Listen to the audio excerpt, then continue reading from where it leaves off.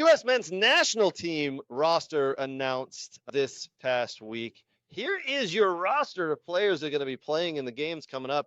2 games as we enter international break. We've got Saturday, November 15th. So we're almost 5 days away from that. 5 p.m. against Paraguay at Subaru Park in Pennsylvania. And then that's going to be cold. Yeah, that's going to be freezing, man. And then 3 days later, they are down in Tampa at Raymond James Park against Uruguay. So Paraguay and Uruguay. Here, all right, here's you go. Everyone's going to get sick with those weather changes. So hold on. Yeah. But hold on. This is what they complained about last time, Pulisic, was the changing of warm to cold and cold to warm weather. Why the hamstring injuries occurred with Tillman and Pulisic. Well, it's a good thing because he's not involved this time. They're not, but there are other players involved that have critical club seasons. This makes me question why U.S. soccer does things sometimes. This is okay. I mean, This was it. No. This was the moment. This is the tip. No, this wasn't the tip. This wasn't the tipping point. Wasn't all the other stuff, but this one. No. I mean, you heard my outburst last week with the group of the Yes. U.S. soccer. Anyway. Yes. Anyway, let's get to it. All right, goalkeepers: Roman Celentano, Matt Fries, Jonathan Klinsmann, and Patrick Schulte. Brooks, give us a goalkeeper breakdown here, buddy. Yeah, so Celentano gets into the first. I mean, he's been in camps, before, but this is kind of like a bigger camp he's coming into. So, listen, I just think Matt Fries will get both games here. I just don't see Klinsmann won't play. Chris Brady's hurt, so that's why he's not in this camp. Turner's an interesting one, why he never even got called in, and this kind of goes back to what we talked about when we podcasted with the COC now. Yeah.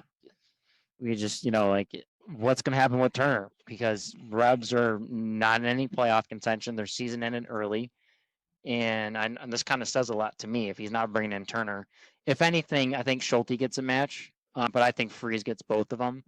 And listen, it's your one. And I mean, realistically, I feel like Schulte would be battling with the other guys, to be honest with you. Sure. I disagree. I think it's wide open.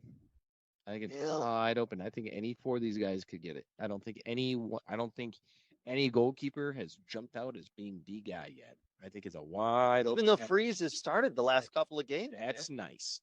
I think it's a wide, and he's looked okay, but I don't think he's the guy. What happens if Matt Fries starts these next 2 games? Okay. You think that? I still think it's a wide open. It's wide open. Yeah, I do. Right. I really do. That's why you got called foreign. Okay. Usually you just call him 3 because someone could correct me if I'm wrong, but 4 is a pretty hefty number. It is. In my November camp, that's quite a bit. I think he's settled on Fries. Now he's looking for his next 2, and he's giving opportunities. Yeah. Let's see. Well, there's no January camp, as we said before. There's no January camp, so they got rid of that. And they need to name the squad in. Oh no. Sorry, the games get released in December. Yeah. They have a March camp, right? Probably April, maybe May. Yeah. May. It's going to be May. Yeah. Very good. All right, here's your defenders. Max Arfson, Serginho Dest, Alex Freeman, Mark McKenzie, Tim Ream. Damn it! Back. Miles Robinson, Joe Scally, John Tolkien, and Austin Trusty. Nate, where are you going on this besides the Tim Ream, inclusion here? I generally speaking, don't have an issue with any of these guys. Mm-hmm. I'm not a Tim Ream fan. I'm not. I think it's a liability going in there with him. I would have liked them to bring in a different Zimmerman. I don't know why he can't be a player anymore. I don't know why he's. I mean, he's still pretty. Pretty good for Nashville. I don't understand why he's no longer a guy that can be called in anymore. That's just perplexing to me, But whatever. And I think there's other center backs that could have gone out and that should have got a look at. But we're stuck with Ream. I mean, to me, Dest, Scully, no brainer there. Tolkien, kind of interesting that he's back in it. We'll see if he actually can get ahead of any of these guys, but I view him like outside looking in basically as well. Would have liked to see Lund called in. Considering he had a run for him as a wing back. Yeah, would have been good, but he didn't. So why no Chris Richards? Yeah, where's Chris Richards on this one? Maybe Palace didn't want to release him. He has played almost every single minute in every single game for Crystal Palace, so maybe they want to release him. And they said, we know if you're going to go there, you're going to play all 2 games. So we need you to just rest it up a bit. That's an absolutely good theory. Maybe they wanted him to stay. Sometimes these conversations happen between coach and club. Yeah, they might have happened before in the last one too. Like you can have Chris for October, but you can't have him for November. It could have been like, hey, Chris is been overworked. He needs a rest. And you know what? The coach knows what he has to. Pochettino has seen him. He knows what he is. Yeah. He doesn't need him in. I was going to say, For friendly. I think he knows he is one of the starting center backs. he's For dead on nailed for a starting position. yeah, We all in agreement with that. Maybe they just probably came to a mutual agreement not to call him in, Yeah. knowing that Richards is the type of guy, and he's even said it publicly where he will, if you call me in, you're playing me. Yeah. And I expect to play, and I will play, and And he played this past weekend here, full match. So yeah, that's probably it. And plus, it's like, hey, you know what? You guys are right. Take a break. Stay home. Get healthy. Get restful. We're gonna use the spot to bring in another player.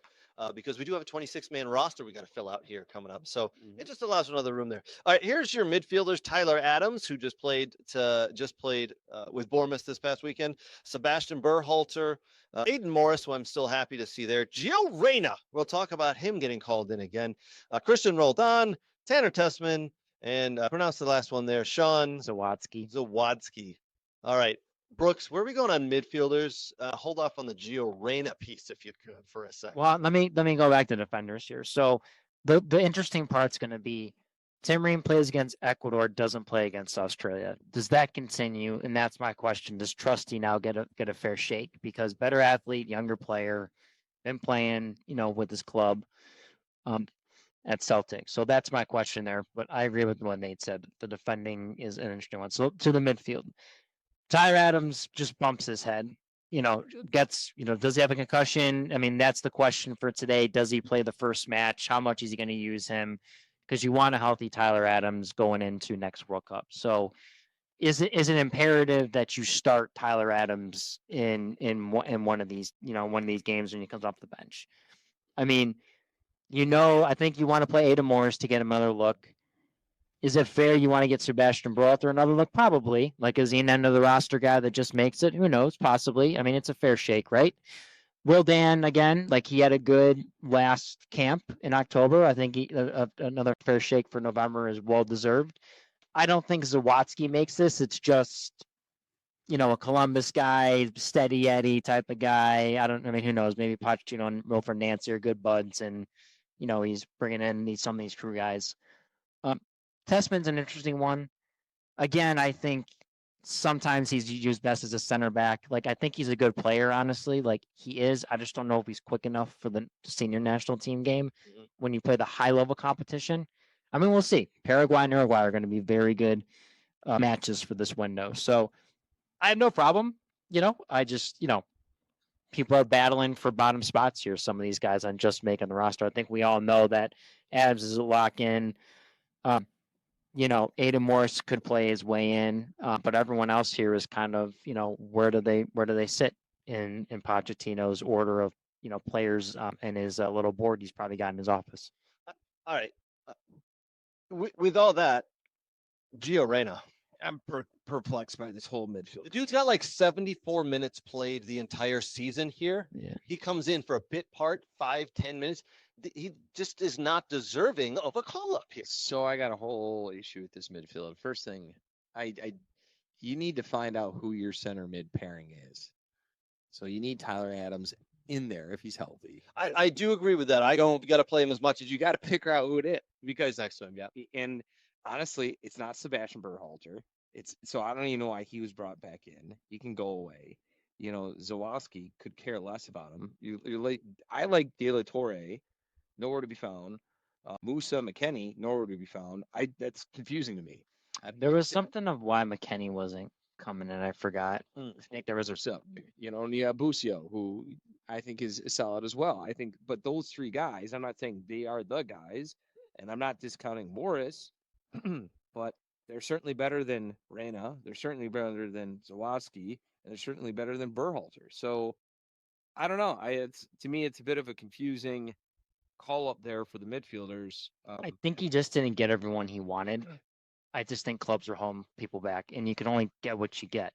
But again, it's kind of, I named 3 guys there that from 3 different clubs. Mhm. It's an international break. Mhm. Gio Reyna, Yeah, that's an interesting one. here's what's going to happen. He's going to get subbed on and he's going to do something cool. He's going to go on a mazy run. He'll beat 3 guys. He'll lay the ball off. It won't come for a goal, and everybody go. And that's Everyone's gonna be like, "This is why he deserves to be in there." there. Yeah.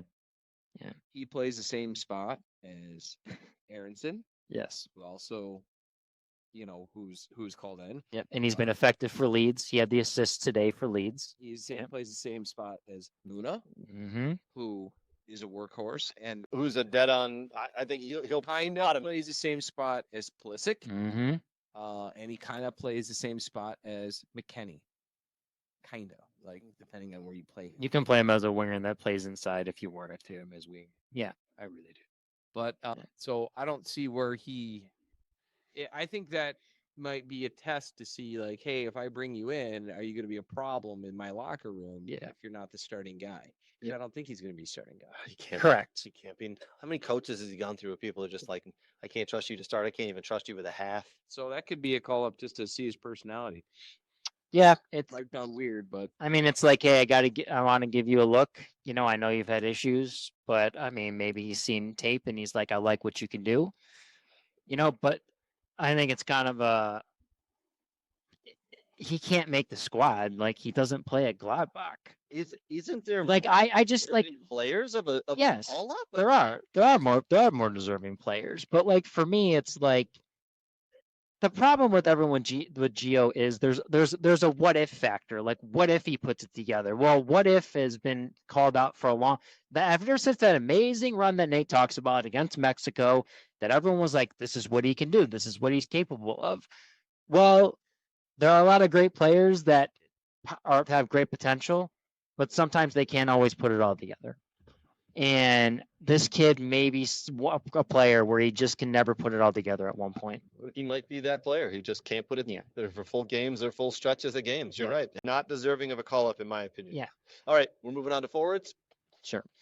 Brendan Aronson of Leeds United. Florin Balogun, who scored a goal this weekend and then received a red card as his team Monaco lost 3-1. All of that, goal and red card before halftime. Diego Luna, we all know about him. He's a dead on. He might even be a starter at this point for under Pochettino in the World Cup. Pepe comes back in, and Haji Wright, whose Coventry City are still flying high in the championship in England. They look like they are going to get promoted by Christmas time at this point, how good they're playing. All right, forwards. Nate, you want to start this one off? Sure. I mean, no real surprise here. I think that my only disappointment is no Damian Downs. He's back in.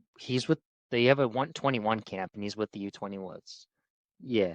The Yep. He's in the system, right? The cycle. Yep. But also at the same time, he's not setting the world on fire, so I can get it. Mhm. So no real surprise here. It's good to see Pepe back. I haven't always been a Haji Wright fan, but I'm now eating my words after his last performance, and I think he nudges some other guys out a little bit for the fact that he can play multiple different positions. He can play left wing and forward, so he's a versatile player. Different spots you can put him in. So it's good to see him back in, and it'll be interesting in what they do and who they start out of this group and where would be my only question is who starts where and how are you going to work it. But there's no real surprises here, to be honest. You want to bet that Haji Wright starts one game and Flo Balogun starts the next? Well, where? Because you could play him out left. You could play him left. You could play him in. You play him in a 2-front together, like we talked about before. To play right in Balogun and 2. I think you'll play as one center forward, and both those guys will be it. Now he's just going to test out. I think Pepe and Balogun basically same player. Sure. One or the other. I think Haji Wright's a little bit different. I don't think you have to. I don't think he's an and or for Balogun or Pepe. Yeah.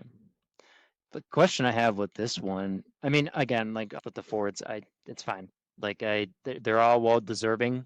Aronson's played well for Leeds. He continues to play well. I'd like to see him find that again for the national team. He has moments where early on in his national team career, he was good and then kind of drifted off a little bit. But I'm fine with bringing him in. Luna, I'm fine with. The question for Luna is he was hot in the beginning for Gold Cup and whatnot, and he's kind of drifted off a little bit, in matches. He hasn't been as needed or as just coming up. Yeah, just as dangerous, I guess you want to say. Pepe's an interesting one because he's back with PSV and playing. So I like that. I like the other forward. The question I have with this whole lineup is it a 3-back again? I mean, I can see him play 3-back with the center backs he has, and he has wing backs. Can you play 3-backs without Chris Richards with the group you have here? Yeah, you can. You're gonna try. If you can put, McKenzie and Trusty could be your outside, and dare I say that Miles Robinson will be the center. But what better way to find out which players can play where by making them play the system you want to play? Yeah, sure, exactly. Sure. All right. So listen, fellas. Saturday, November 15th, 5 p.m. against Paraguay, and very cold Super Park in Pennsylvania. And then 3 days later, November 18th, 7 o'clock against Uruguay down in Tampa Bay. What is the goal of this break, this international November break with the roster he has, Pochettino and his staff? What is their goal? Is it, for me, I'll tell you my goal, consistency and the style of play. I want to see them play in a certain style, and I want to see them be consistent, and I want to see them be dogs. I want to see people go out there and go, I got to make a mark in this camp to make sure the coach knows I want to play in the World Cup 2026, and I'm serious. My goals, results matter a little bit. We can't get blown out 3-0 because that shows me we didn't do something right like the entirety went wrong or players weren't focused, whatever it is. I don't mind losing to these teams because they're both good teams, but it's got to be close games, and I want to see good style of play. What are your goals for this window, this break of Rooks? I think it stays the same with what Chris Richards preached the last one, to win the games. Mm-hmm.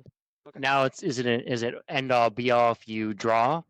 No, but I think that's the mindset to win. I mean, from here on out, it's good to get into practice in your mind about figuring out how to win games, to control games, to figure out when things aren't going right, how can we differentiate and find success. But I think it's to win these. And like I said, it's not the end all be all, if it's a 1-0 loss or a 1-1 draw or whatnot, but that should be the end goal, is to try to win these matches. Okay. All right. Nate, same thing, or I guess something different? Oh, I would say, I don't know. For me, it's a little bit different. I would say the goal, or I'd hope it would be, is not just to win, but it'd be nice to win. That should always be your goal, but your main goal, in my mind, should be to develop a consistent flow of play. Mm-hmm. Show some consistency out there, because sometimes they haven't. Sometimes they look great, and sometimes they look bad. Now, that's going to obviously be different depending on the personnel there, but it'd be nice to see start to carve out, going as we get closer and closer, a consistent flow